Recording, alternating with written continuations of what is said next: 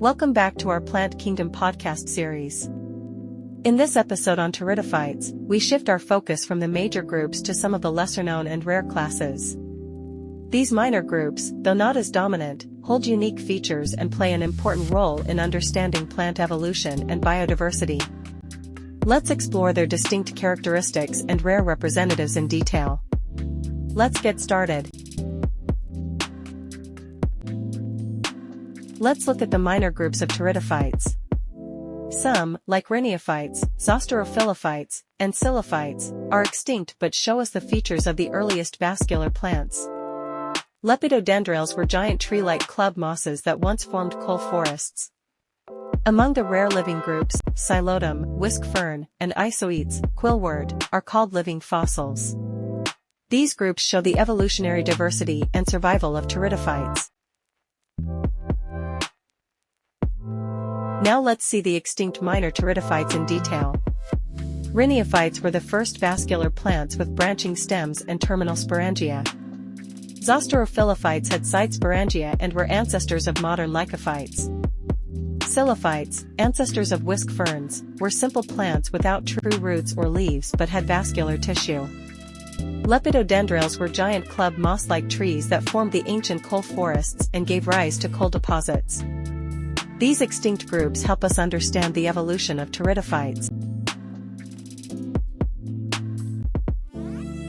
Now let's look at rare living Pteridophytes in detail.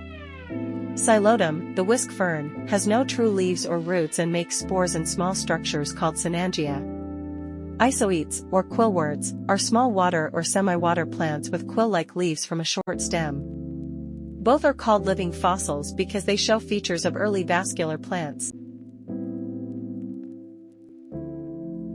Now let's see how minor Pteridophytes reproduce and their unique features. In Psilotum, spores are made in synangia, and the gametophyte grows underground with the help of fungi. Isoetes is heterosporous, making both microspores and megaspores, and the gametophyte develops inside the megaspore. These plants are called living fossils because they keep primitive features and help us understand how simple plants evolved into more complex vascular plants.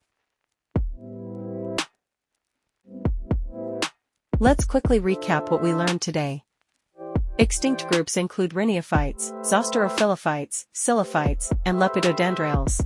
Rare living ones are Psilotum, whisk fern, and Isoetes, quillwort.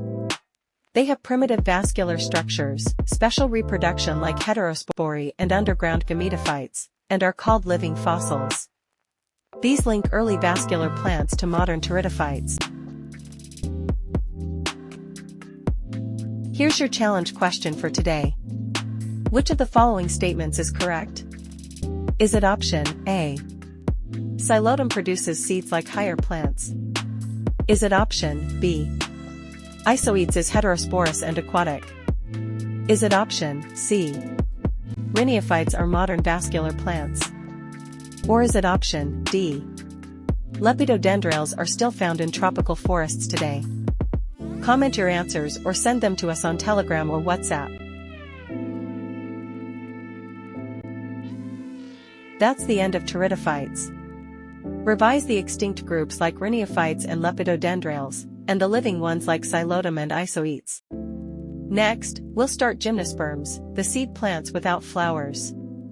Stay tuned and keep practicing NEET questions with our daily NEET MCQs and PYQs series. The playlist is linked in the description and in the cards above.